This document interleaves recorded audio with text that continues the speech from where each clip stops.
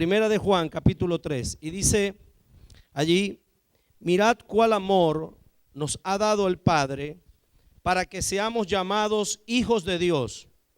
Por esto el mundo no nos conoce, porque no lo conoció a Él. Amados, ahora, diga conmigo, ahora somos hijos de Dios, y aún no se ha manifestado lo que hemos de ser, pero sabemos que cuando Él se manifieste, seremos semejantes a Él, porque lo veremos tal como Él es. Y dice, y todo aquel que tiene esta esperanza en Él, se purifica a sí mismo como Él es puro. Este tema nació de una inquietud que surgió, valga la redundancia, en una conversación que tenía, donde en una mesa habían varios creyentes y habían algunas personas no creyentes. Y uno de los no creyentes, de una denominación muy conocida, reclamaba llamarse hijo de Dios. Y él, al ver que los creyentes que estaban conmigo decían, yo soy un hijo de Dios y la Biblia dice que los hijos de Dios esto, usted sabe, él reclamó su posición y dijo, yo también soy hijo de Dios. Y claro, otro cristiano empezó a hablar y a decir, pero es que hijos de Dios son los que nacen de nuevo. Hijos de Dios son los que creemos en Cristo. Porque en el mundo la creencia es que todos somos hijos de Dios. Esa es la creencia general. Y en el mundo la gente es formada con un patrón, un paradigma con el que crecen hasta llegar a una estatura donde, por ejemplo, hermano, yo no te conozco, ¿puedes venir acá un momento? ¿Cómo te llamas tú? Luis Armando. ¿Luis Armando qué? Velázquez. Armando Velázquez. ¿Tu papá? Pedro Velázquez. Está acá Pedro Velázquez. ¿Vive aún él? Sí. ¿Tú estás seguro que él es tu papá? ¿Ah? Sí. ¿Seguro? Usted vieron la reacción. Él respondió y ustedes mismos se rieron. Yo quiero hacerlo ilustrativo para que esto se quede grabado en su espíritu y en su mente, todo su ser. Si yo te dijera a ti hoy que tu papá no es tu papá, ¿qué te causaría? Gracias, siéntese por favor. ¿Qué impresión causaría en usted que su papá, o sea, el que vio usted como su padre toda la vida, un día lo llama a la mesa y le dice, mira Julio, mira Pedro, mira María, yo te tengo que decir algo hoy, yo te amo, yo he dado mi vida por ti, yo te he criado y he hecho lo mejor que he podido para levantarte como mi hijo, pero te tengo que decir la verdad hoy, yo no soy tu padre. ¿Usted sabe la carga que eso produciría? ¿Ah? Mire, yo he hecho este ejemplo en otras ocasiones y hay gente que ha llorado inclusive, se ha quebrantado porque ha sido tocado de solo pensarlo, ¿verdad? La frustración, quizás sentirse engañado y otros sentimientos que surgen de esto. Pero lo que yo le quiero enseñar es que, diga conmigo, es mejor frustrar un sueño que ocultar una verdad. O sea, definitivamente nosotros tenemos que exponernos a la verdad, porque la verdad es la que nos va a hacer libres. Y yo quiero hacer énfasis en esta mañana acerca de nuestra identidad como hijos de Dios. Porque yo no creo que yo voy a venir aquí con la ultra, mega, super, archi revelación de decirle que usted es un hijo de Dios. Yo creo que usted es un hijo de Dios y usted lo sabe. Pero hay unas cosas aquí que yo quiero que descubramos y quizá yo le vaya a decir algunas cosas que no las quiero enseñar como doctrina, pero sí quiero que usted las analice desde el punto de vista bíblico, a ver qué tal le parecen y cómo podemos penetrar en nuestra identidad de hijos de Dios. Vaya conmigo de nuevo al texto de Juan donde leímos y dice, mirad cuál amor nos ha dado al Padre para que seamos llamados hijos de Dios. Cuando usted lee la Biblia, leí hasta la parte que dice seamos llamados hijos de Dios. Y ahí hay un punto y una coma. Hasta allí leí ahora, porque voy a ir parte por parte. Y dice acá que somos llamados. Primero dice, mira cuál amor nos ha dado el Padre, y eso tiene relación con Juan 3:16 perfectamente, porque es el mismo escritor, el escritor de la carta de Juan, primera de Juan y del Evangelio de Juan. En Juan 3:16 dice, porque de tal manera amó Dios al mundo que ha dado a su Hijo unigénito para que todo aquel que en él crea no se pierda, mas tenga vida eterna, porque no envió Dios a su Hijo a condenar al mundo, sino a que el mundo fuese salvo por él. El que no ha creído ya ha sido condenado porque no ha creído en el nombre del unigénito Hijo de Dios. Es el mismo escritor. Entonces aquí Juan de alguna manera quiere, y me gusta la expresión en inglés, cuando usted lo lee en español, mirad cuál amor nos ha dado el Padre, no nos dice mucho, pero la expresión en inglés, behold, quiere decir contempla, o sea, detalla. Cuando lees allí la palabra mirad, quiere decir hacer un estudio panorámico de lo que estás observando. Usted ve que a veces usted o yo estamos sentados en algún lugar y vemos las cosas que están de frente, pero no, hay cosas que no percibimos en el momento. Es cuando detallamos. Yo puedo estar viendo a todos acá ahora y quizá hay alguien que conozco, pero no lo estoy viendo cara a cara. Pero cuando yo me enfoco, por ejemplo, en el pastor, yo reconozco, observo que es el pastor Andrés el que está allí. ¿Me explico bien? Entonces, hay cosas que nosotros vemos panorámicamente muy a la ligera o muy por encima, y a veces no nos detenemos a meditar, y la palabra nos llama a meditar en la Escritura. Y allí dice, mirad, o sea, contemplen, hagan un análisis, estudien esto, porque el amor de Dios, aunque usted no lo crea, es digno de estudiar. Mirad cuál amor nos ha dado el Padre. Y lo segundo que dice es que nos ha llamado. Yo he revisado la Biblia unas cuantas veces y no he encontrado en ninguna parte de las Escrituras un texto que me llame evangélico. No he encontrado ningún texto que me llame católico. No he encontrado ningún texto que me llame pentecostal, libre o atado. Estoy hablando de las denominaciones. Y no estoy diciendo que sea pecado ni que sea malo que usted se llame evangélico o católico o pentecostal o bautista o presbiteriano o anglicano. ¿Ah? Yo no estoy diciendo eso. Lo que estoy diciendo es que si vamos a ir a lo que la Biblia dice que el título que Dios te da a ti y a mí es hijo de Dios. O sea que si debemos llamarnos de alguna manera, debe ser como Dios nos llama. ¿Cómo fue llamado Jesús? El Hijo de Dios. Jesús no fue llamado evangélico. Jesús no fue llamado católico. Jesús no fue llamado pentecostal. Jesús fue llamado Hijo. Y tú eres llamado por Dios, Hijo de Dios. Dicho sea de paso, cristiano no fue un título que los apóstoles colocaron en un sign o un afiche, una valla en sus iglesias en el primer siglo. Cristiano fue un título que le dieron a los creyentes, a los hijos de Dios del primer siglo por causa del parecido que tenían con Cristo en su estilo de vida. Porque el cristianismo es más que una religión, es un estilo de vida. Es emular. El cristiano trata de emular a Cristo, y aquí es donde voy, porque nuestra meta como hijos de Dios no debe ser llegar al cielo. A veces colocan por allí en afiches, en pancartas y hasta en el Facebook letreros que dicen la meta es el cielo o mi meta es el cielo. Perdón si le frustro un sueño, pero no le oculto la verdad. La meta del creyente no debe ser el cielo, porque el cielo del que usted está pensando será solo un estado temporero. Porque cuando el Señor venga y nos arrebate, yo sé que aquí no tengo que usar la otra palabra ni explicarla, la que comúnmente se utiliza. Cuando el Señor nos arrebate, seremos levantados y estaremos 7 años, que es una semana profética, cuando se cumple el Hectá de Daniel, la semana 70, y allí estaremos en las bodas del Cordero y el tribunal de Cristo.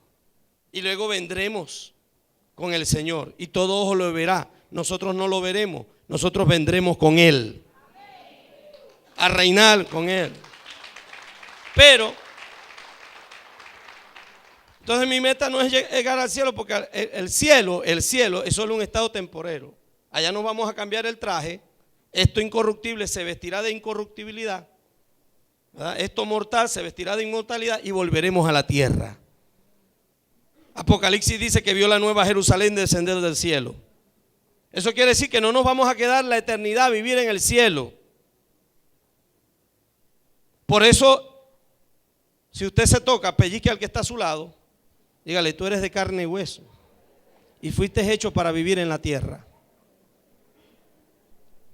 Por eso es que la tierra, el suelo, tiene 14 elementos que se encuentran en el ser humano, en la piel del ser humano. Por eso es que en Haití, en Haití, comen galletas de suelo, galletas hechas de barro de la tierra, para poder nutrirse en parte. ¿Sabía eso? No comen galletas dulces ni saladas, dice que no, comen galletas de tierra, literalmente. La pobreza que hay para nutrirse. Ahora, ¿qué le quiero decir? Que la meta suya y mía como hijos de Dios no es llegar al cielo. Le voy a decir dónde está la meta y cuál es la meta del creyente. Lo dice Efesios capítulo 4, versos 7 al 16. Dice: a cada uno de nosotros fue dada la gracia conforme a la medida del don de Cristo, por lo cual dice: subiendo lo alto, llevó cautiva la cautividad y dio dones a los hombres. Y esto de que subió, ¿qué fue? Sino que primero descendió a las partes más bajas de la tierra. El que subió fue el mismo que descendió y que subió sobre todas las cosas para llenarlo todo. Y dice: él mismo constituyó, diga conmigo, a unos apóstoles, a otros profetas, a otros evangelistas, a otros pastores y maestros. Diga: apóstol. Mire el apóstol aquí. El apóstol toca todos los ministerios. El profeta es el que trae sentido de destino, orientación, guianza a la iglesia. El profeta no solo profetiza, el profeta también decreta, establece y trae orientación. Lo que menos están haciendo los profetas hoy es trayendo orientación a la iglesia. Lo que están trayendo es desorientación o desorientándola más. Muchas veces. Diga: aquí no. El tercer ministerio que aparece en la mano, mire la mano así, póngase la mano así, es el dedo largo, el medio, que es el evangelista. El del alcance. Sí, pues no quiero. Alguien me alabó porque yo lo enseño poniendo la mano completa, no escondiendo los otros 4 dedos. ¿Verdad? Entonces, el más largo, el del alcance, el evangelista, el que trae las almas, el que trae la estrategia para ganar, para la conquista. Y está el dedo del anillo, el dedo del compromiso. Ese es el pastor, el que se casa con la oveja, el que se casa con la iglesia. Y está el dedo meñique, el más pequeño de la mano, es el maestro. No es, por eso no es que yo sea pequeño porque soy maestro, sino que es pura casualidad. Pero ¿por qué el pequeño es el maestro? Míreme acá, porque el pequeño se puede introducir donde otros no se introducen. ¿Aló? Entonces los 5 ministerios forman la mano de Dios, que es la que le da forma a la iglesia, al cuerpo. Y dice el apóstol que los 5 ministerios fueron dados para, número 1, ¿qué? Perfeccionar a los santos. ¿Cuántos santos hay aquí? Levanten la mano otra vez. A ver, toque al que está a su lado y dígale: tú eres un santo, pero eres un santo imperfecto. Necesitas ser perfeccionado. Ay, ya se había alegrado, soy santo, pero imperfecto. Tiene que ser perfeccionado. Ahora, los ministerios fuimos dados para perfeccionarlos a usted. Para la edificación, número 1, del cuerpo de Cristo. ¿Para qué más? Para la edificación del cuerpo de Cristo, a fin de que todos lleguemos a la unidad de la fe y del conocimiento, dice. O sea, está hablando, ahí conocimiento habla de la plenitud del conocimiento del Hijo de Dios, a un varón perfecto, a la medida de la estatura de la plenitud de Cristo. O sea, ¿cuál es mi meta? Llegar a la medida de la estatura de la plenitud de Cristo. Por eso es que es triste cuando oigo ministros, pastores sobre todo, que cuando se le van 2 o 3 ovejas, dicen, no importa que se vayan, porque cuando se van 3 el Señor me da 10. Y eso no es lo bíblico. Te tienen que doler las ovejas, porque Cristo murió por ellas. Y entiendo que no todas tienen un espíritu de oveja, porque si las ovejas son tercas, imagínense los que son chivos y cabras. Pero Jesús no dijo, si se van 2 vienen. Jesús dijo, de los 12 que me diste, ninguno se perdió. Solo uno, para que se cumpliese lo que estaba escrito. Los guardé a todos. Y el apóstol Pablo dice que el fin de un ministerio es eso, llevar a los creyentes a la madurez a Cristo. Entonces a mí me tiene que doler como ministro cuando un discípulo o una oveja se descarría y se aparta. ¿Ah? Porque fuimos llamados para perfeccionarlos a ustedes. Ese es nuestro trabajo. Y nuestra meta como creyentes tiene que ser igual a Cristo cada día. Dice, vaya conmigo a Juan de nuevo. Por esto el mundo no nos conoce. No espere ser aplaudido por la gente de afuera. Porque la gente de afuera no entiende las cosas que nosotros entendemos, como nosotros las entendemos. Por ejemplo, esto lo puedo hablar puertas adentro. A veces uno debe ser prudente en la calle, decir ciertas cosas porque uno ofende, pero oiga, y la verdad siempre ofende. Y dice allí, luego, por esto el mundo no nos conoce porque no lo conoció a Él. Amados, ahora somos hijos de Dios. Y aquí es donde yo quiero sacarle punta al lápiz. Amados, ahora somos hijos de Dios. Diga, ya soy hijo de Dios. No voy a ser mañana. Diga, no me tengo que morir ni ir al cielo para ser hijo de Dios. Ya soy hijo de Dios. Eso ya usted lo sabía. Pero ahora yo le voy a decir algo que quizá usted también sabía, pero que no le había dado tanta importancia. Dice allí, ahora somos hijos de Dios. Ya, now. Pero aún no se ha manifestado lo que hemos de ser. Porque algunos se han conformado con el now, con el ahora, con el ya. Pero lo que la Biblia y la palabra de Dios está diciendo hoy es que vamos, como dicen los italianos, in crescendo. Vamos creciendo. Vamos aumentando. La Biblia dice que el camino del justo es como la luz de la aurora, que va en incremento hasta que el día es perfecto.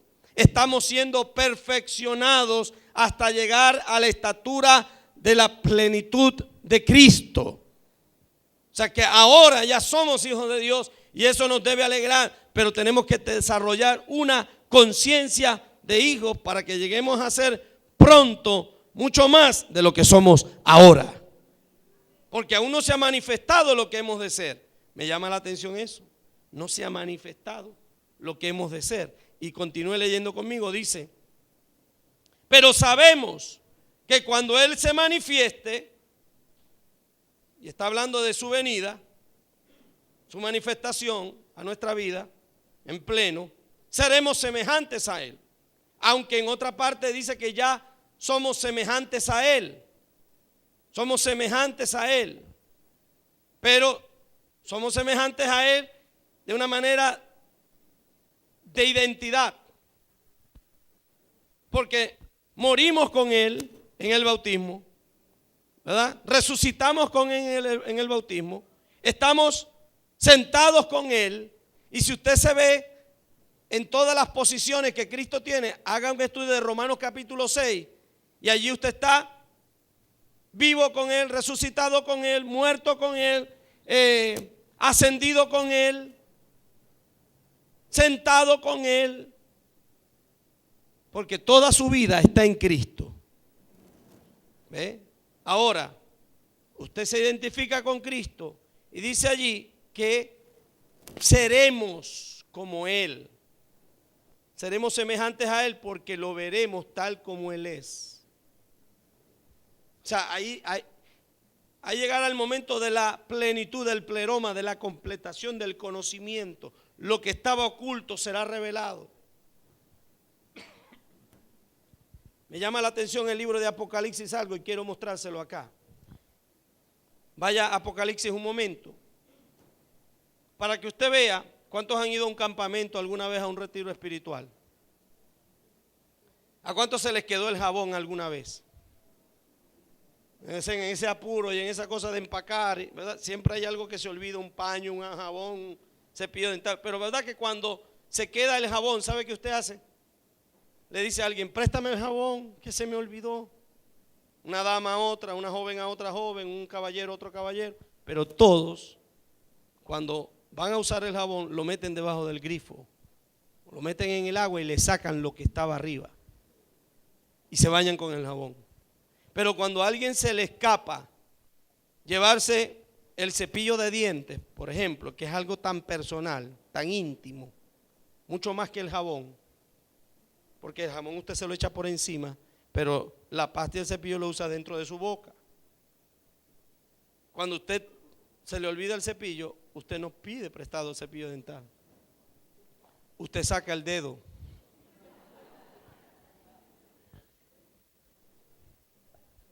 El dedo dental.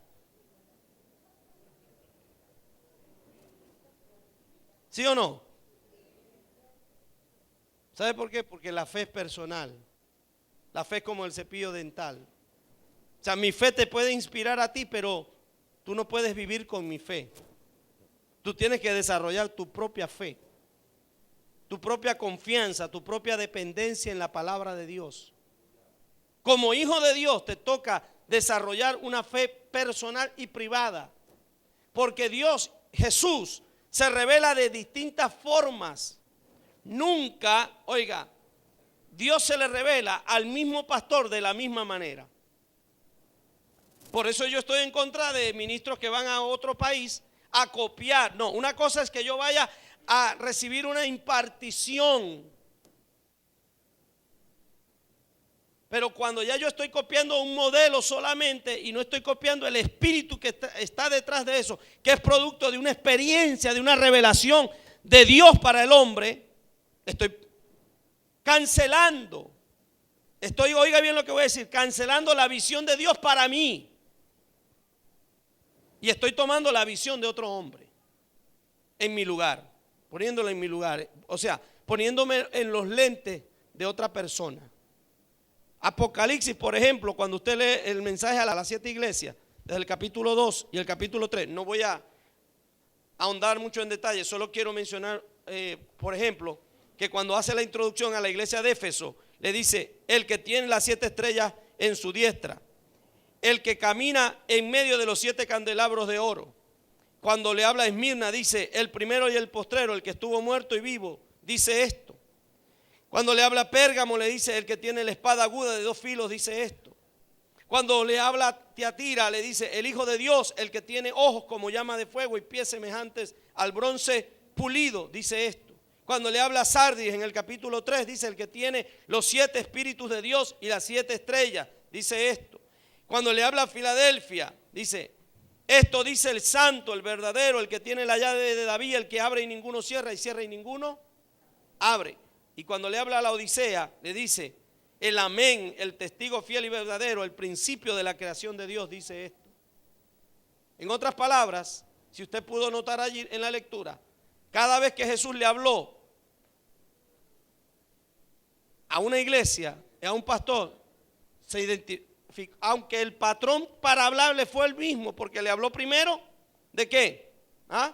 Escribe el ángel, la introducción. Después le dice la forma como se le está revelando. Después viene con una reprensión, yo conozco tus obras. Después viene una reprensión y después viene la restauración. El llamado al arrepentimiento y la restauración. O sea, usó el mismo patrón para todos, pero la forma, el carácter en el que se reveló fue distinto.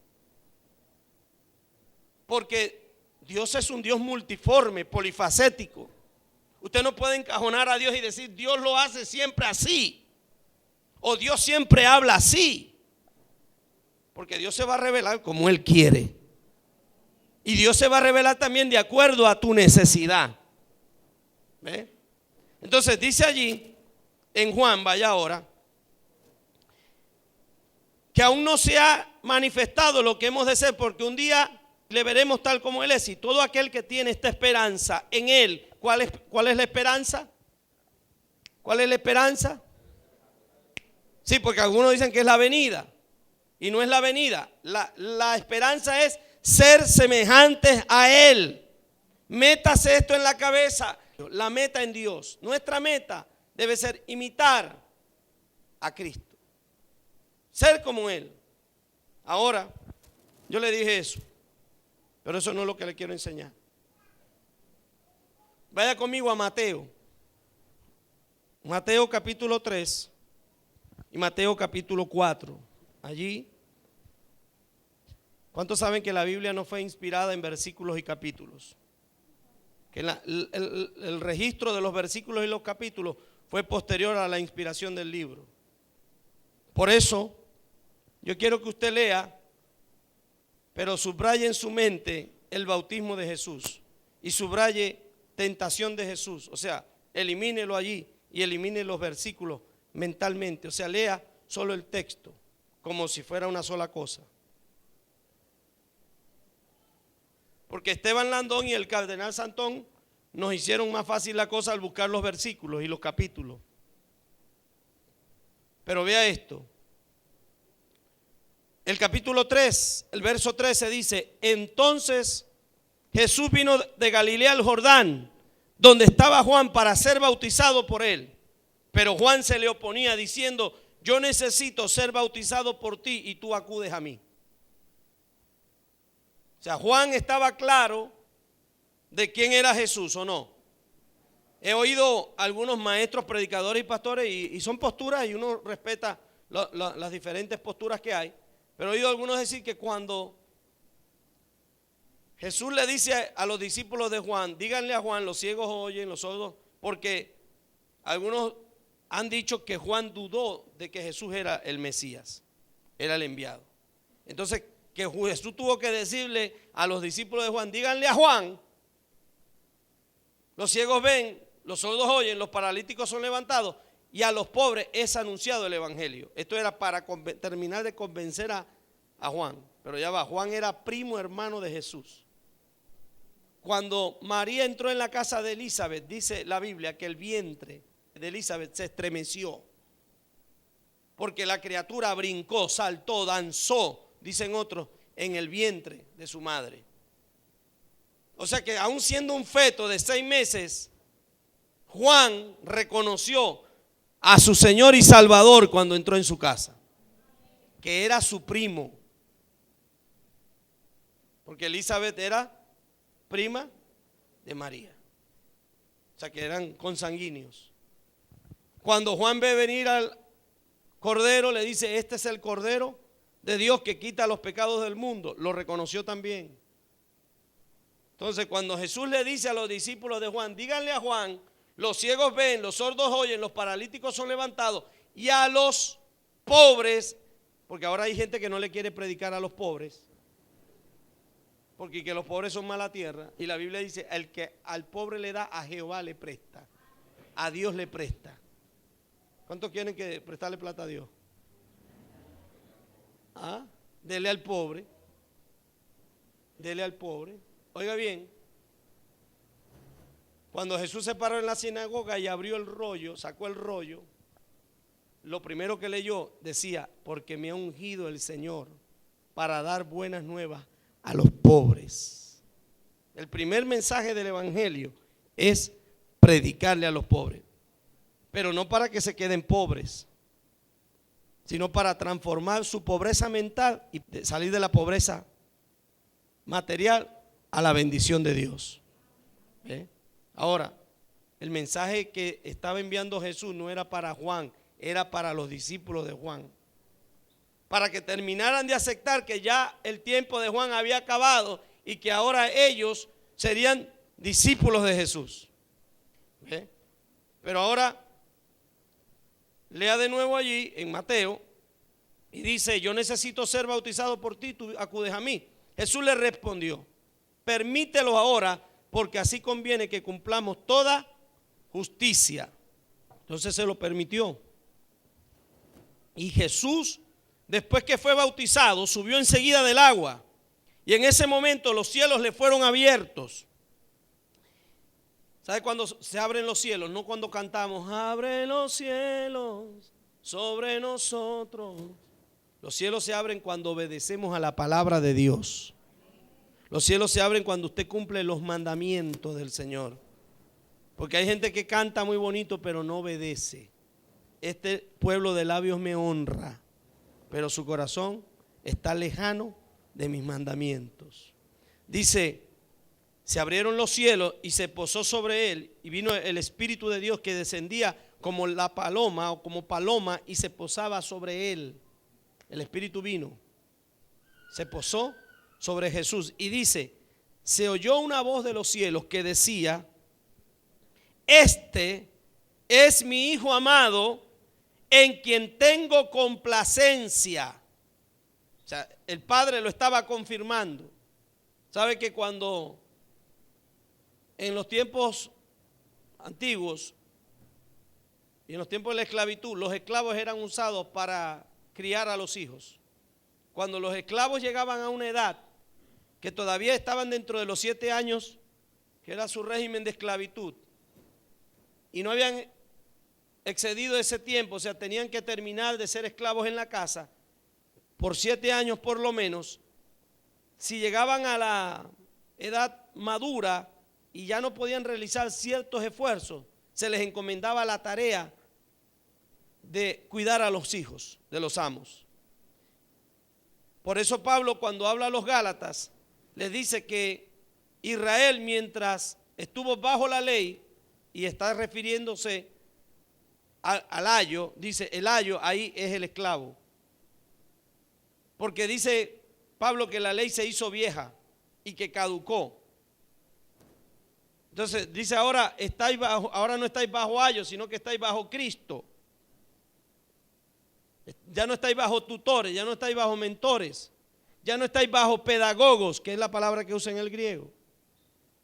Entonces el esclavo no era el que instruía al niño, era el que lo cuidaba, era el que lo orientaba, era el que lo llevaba a la escuela, era el que lo protegía en el camino, era el que velaba que el niño cumpliera con sus obligaciones de niño. Pero un día el niño crecía y ya el esclavo no tenía potestad sobre él, y se lo traía al padre y se lo entregaba en una ceremonia pública donde el padre lo confirmaba y decía: este es mi Hijo amado en el que tengo complacencia. Y allí lo bautizaba. Ese era el bautizo, porque estaba haciendo una declaración pública al padre de que ese era su hijo maduro ya. Esto es lo que Jesús está oyendo del Padre cuando dice: este es mi Hijo amado en el que tengo complacencia. Tome el ejemplo, allí el Padre también dijo: este es mi Hijo amado en el que tengo complacencia. Porque Jesús estaba cumpliendo la ley. Estaba cumpliendo la ley de Dios. Estaban Moisés y estaban Elías allí. Ahora, cuando usted ve de nuevo acá al Padre confirmando la palabra que usa para hijo: este es mi Hijo amado. Vaya a Romanos un momento. Esto lo aprendí haciendo un devocional. Hace un tiempo estaba leyendo Romanos capítulo 8, verso 14, 15 y 16. Dice: porque los que son guiados por el Espíritu de Dios, estos son hijos de Dios. Y dice: por el Espíritu clamamos Abba, Padre, o papito, porque Abba es lo que quiere decir, es diminutivo.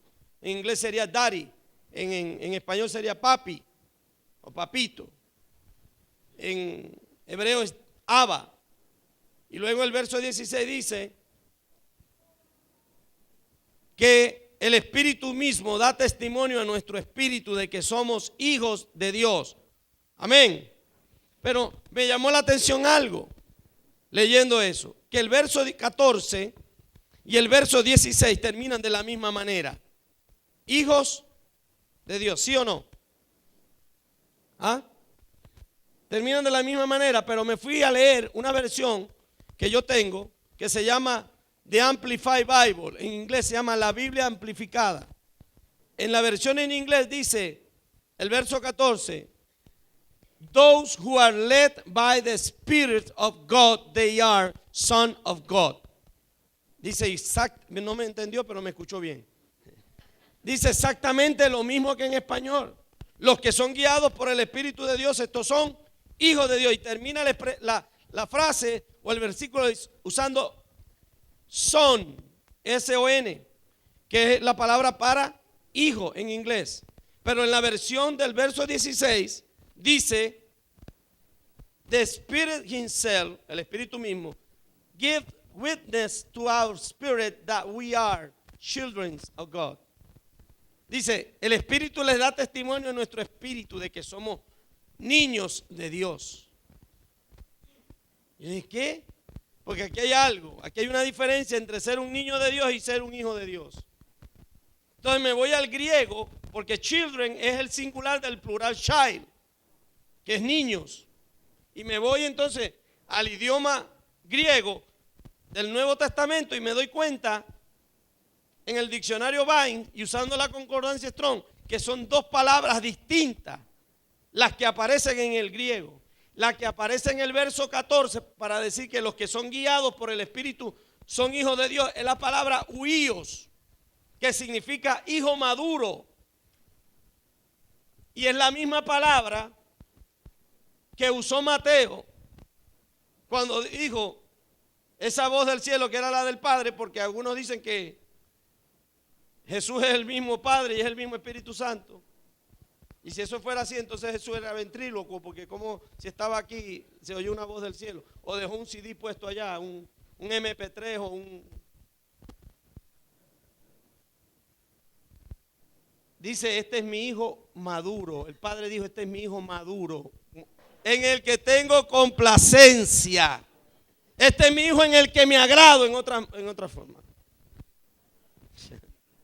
La otra palabra, tecnón, del griego, es la que aparece en el verso 16, que quiere decir niño de Dios, un hijo de Dios, pero en otra dimensión. Y es la que usa Pablo cuando en Gálatas dice, aunque el heredero es niño, es dueño de todo, pero en nada difiere de un esclavo, porque es niño. Usted no le va a dar la herencia a un niño. Tiene que haber madurez para heredar.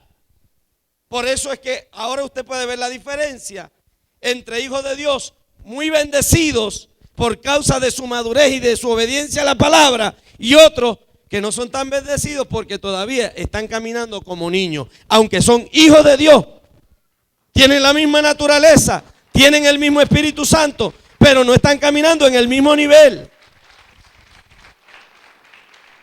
No, Dios no hace acepción de hijos. Dios no hace ni acepción ni excepción, pero por causa de a veces de nuestra incredulidad o de nuestra desobediencia, podemos estar caminando en un nivel inferior al que Dios quiere que caminemos. Ahora, lea conmigo el capítulo 4, pero olvídese que es el capítulo 4, el verso 1. Olvídese que es el verso 1, sino que usted está leyendo lo que veníamos leyendo, ¿cierto? Entonces Jesús fue llevado por el Espíritu al desierto para ser tentado por el diablo. Mateo 4:1. Fue llevado por el Espíritu al desierto para ser tentado por el diablo. Oiga, este es mi hijo maduro. Este es mi hijo que es guiado, porque los que son guiados por el Espíritu de Dios son hijos. ¿Ve? Aquí dice que el Espíritu guió a Jesús al desierto. No fue el diablo el que lo metió en el desierto. Porque he oído predicadores que dicen que Dios nunca te va a meter en un desierto. That's not right at all. Para decírselo en inglés maracucho. No es cierto en lo absoluto, porque el Espíritu Santo llevó a Jesús al desierto. No fue el diablo. El diablo lo tentó. Porque estamos claros, lo que Dios no puede hacer es tentarte. Porque Él no puede ser tentado.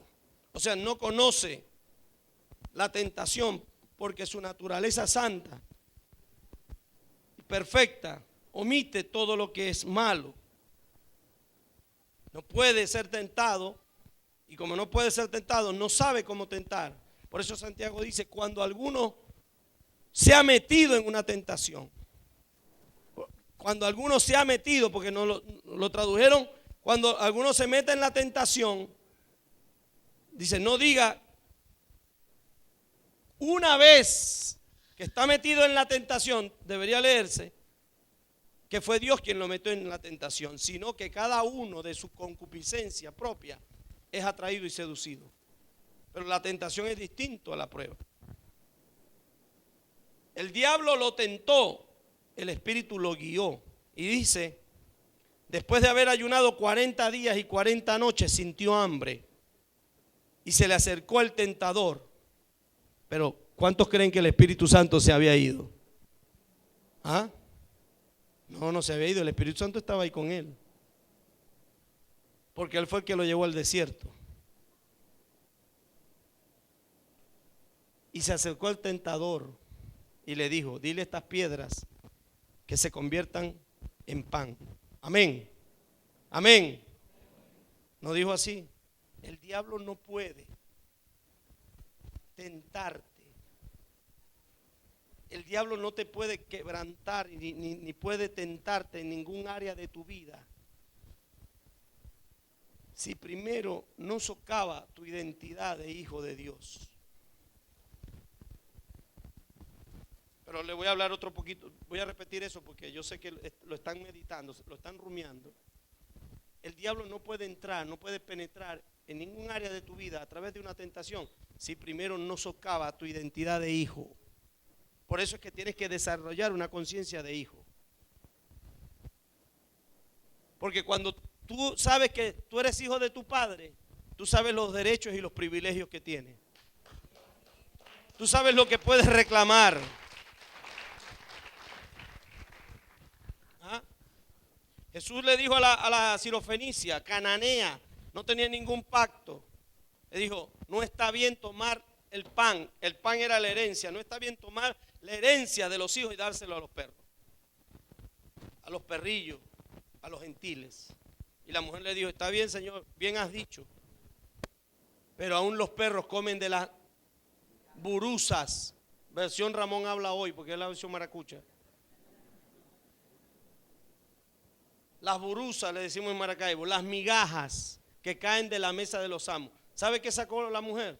¿Sabe con qué le respondió a Jesús? Con Levítico 19, 9 y 10.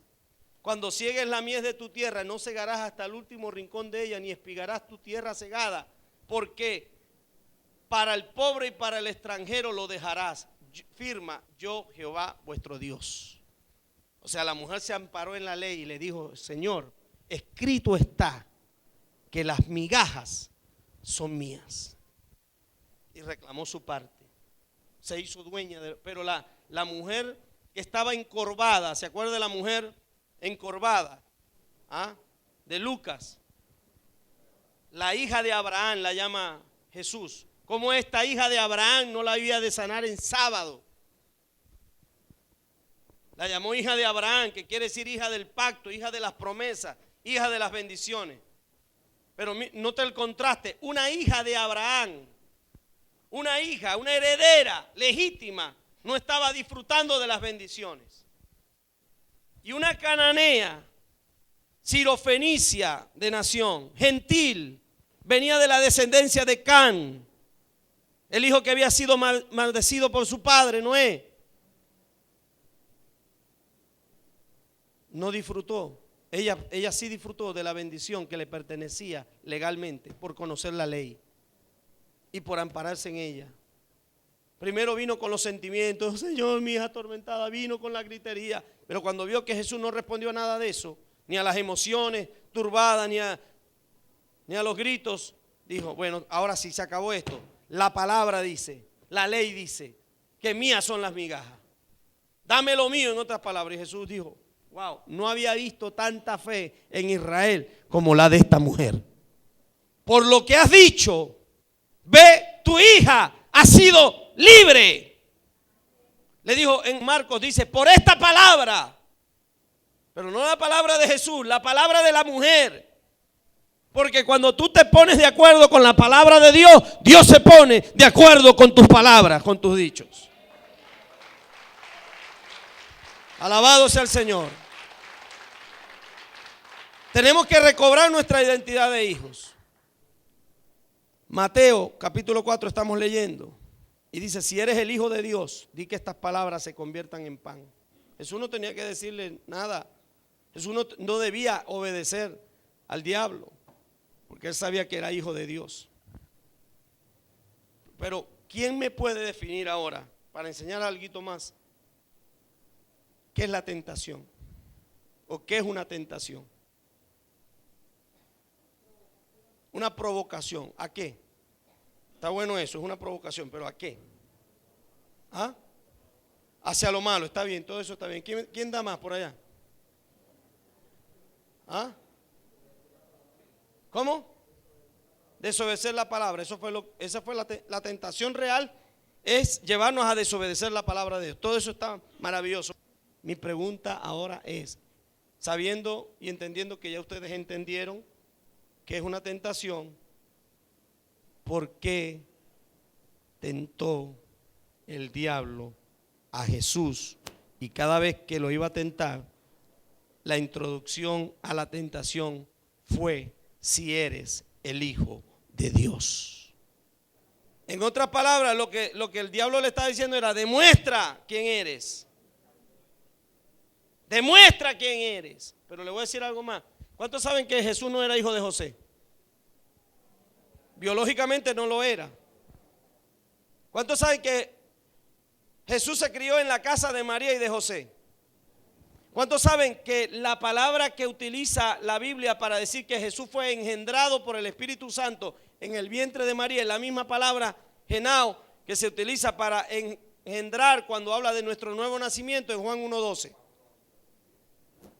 Los que son nacidos de Dios, los que son llamados hijos, estos son llamados hijos de Dios, lo que dice Juan luego en el capítulo 3 de Primera de Juan. Somos llamados, no nos llamamos, es que Dios nos llama así. Es que Dios nos reconoce así. Es que desde que nacimos de nuevo Dios nos bautizó en el cuerpo de Cristo. Y somos nueva creación. Somos nueva criatura. Tenemos la naturaleza de Dios. Somos como Cristo.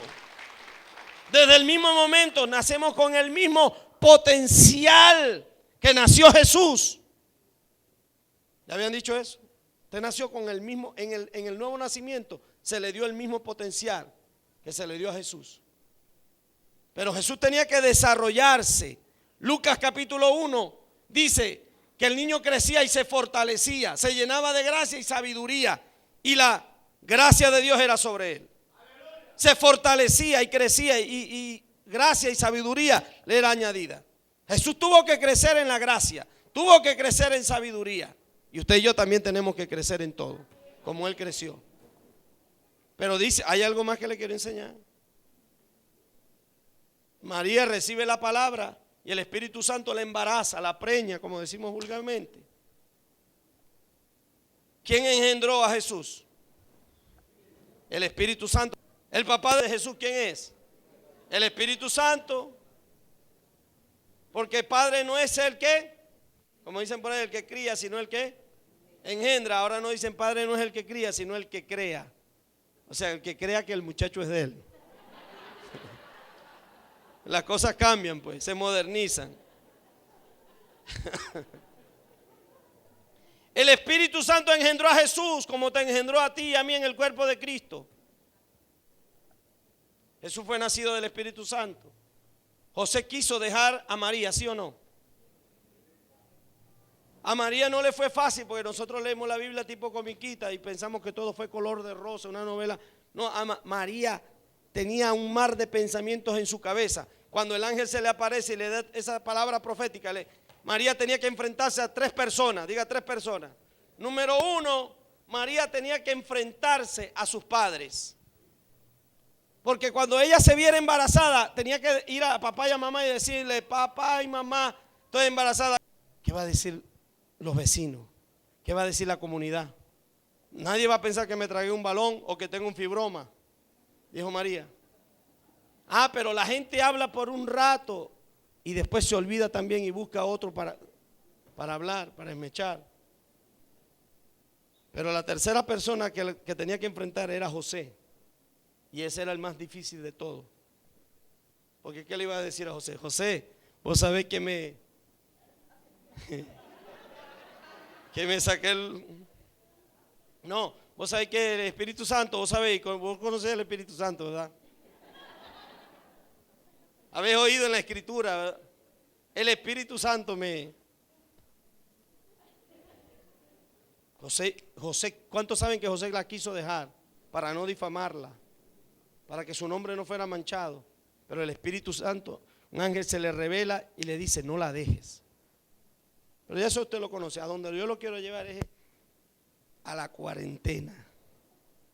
Después que María da a luz a Jesús y Jesús nace virginal y milagrosamente, por obra y gracia del Espíritu Santo, ¿qué pasó después? ¿Ah? Tendríamos que hacer un reality de eso. ¿Qué pasó después? ¿Usted se imagina a José? Después de la cuarentena. María, aquí te traje un ramo de flores, María. María, el vino que te gusta. Ahí tengo una champañita, María, ¿te acordás? De la luna y las estrellas. ¿Ah? José quería entrar en amores con María. ¿Y cuántos saben que lo hizo? Y muchas veces, varias veces, y que le hizo varios muchachos, que fueron llamados hermanos de Jesús, y que en una oportunidad lo buscaban y le decían, señora, allá están tu madre y tus hermanos. Y Jesús no es que los negó, pero no es que no negaba la hermandad que había entre ellos, porque él se había criado con ellos, pero no eran realmente sus hermanos de sangre, pero sí eran hijos de María. Por tanto había un lazo allí que los unía. ¿Aló? ¿A dónde lo quiero llevar? ¿Cuántos saben que José, y el orgullo para un hebreo era tener un hijo engendrado, hecho de sus lomos? Jesús no fue el primero de José. Jesús comienza a crecer y el segundo que es el primero de José, el segundo de María, como en cualquier hogar hubiera pasado, hubo diferencias entre el mayor y el menor. Eso no lo dice la Biblia, por eso le dije, no es doctrina. Pero ¿cuántos saben que en una casa donde hay varios niños y hay varios hijos, hay una disputa entre ellos siempre? Por eso en algún momento José, como hombre, tuvo que haberle dicho, María, mira el Hijo del Espíritu Santo lo que le está haciendo al muchacho mío.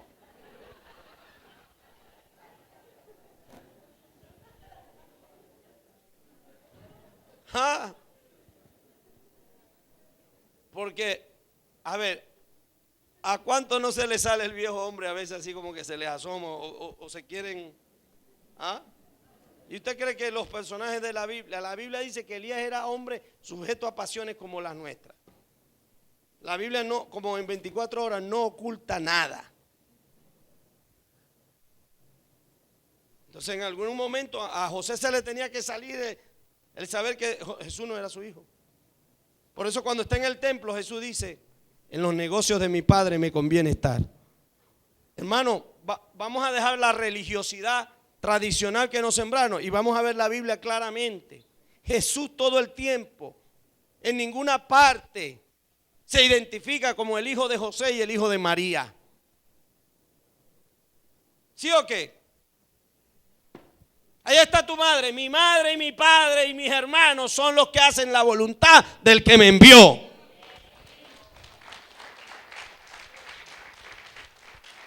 Cuando estaba en la cruz, estaba María al pie de la cruz y ahí estaba Juan y le dijo, madre, ahí hay tu hijo, hijo, ahí hay tu madre. Pero se identifica para decirle, ustedes ahí quédense en coinonía, cuídense ustedes aquí, pero yo cumplí mi misión. Exacto, lloren por ustedes, no por mí. Y si van a llorar, lloren de gozo. porque yo vine a cumplir la tarea. María sabía, por eso es que la Biblia dice que María callaba. ¿Por qué callaba? Porque María en secreto sabía que aunque ella lo había parido, la misión de ella era solo hasta ahí. Pero nosotros hemos idealizado la cosa. Hemos mistificado la cosa. Ahora, ¿qué es lo que ¿a dónde lo quiero llevar con esto? Que cuando Jesús va al bautismo de Juan, el Padre lo confirma y le dice: tú eres mi Hijo amado. Note el contraste. Bautismo de Juan y tentación de Jesús. Dios nunca te permite entrar a la tentación si primero la unción no te ha sido dada. Pero el nivel de la tentación va en línea con esa unción que tú recibes. Pero oiga bien, Jesús fue protegido por el Padre. Le dijo: tú eres mi Hijo amado. Le dijo: aunque, en otras palabras, tu madre, tu padre, el mundo, todo el mundo te rechace, yo soy tu Padre y tú eres mi Hijo. Usted tiene que aprender a identificarse con el Padre Celestial.